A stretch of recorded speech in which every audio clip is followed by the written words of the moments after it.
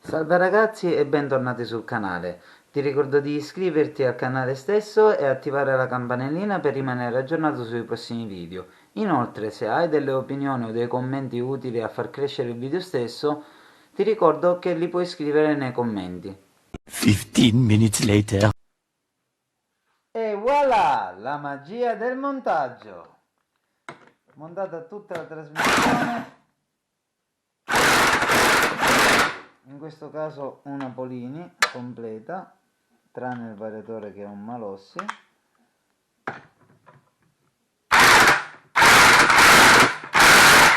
Stringiamo tutto per bene col nostro fidato tedesco. Guarda, che bello, tedesco, guarda che bello. E siamo pronti a chiudere finalmente questo motore con la sua bellissima coppa Polini nuova e rimontare tutte le viti. Ora siamo pronti per installare il motore sul telaio e completare il montaggio degli ultimi accessori.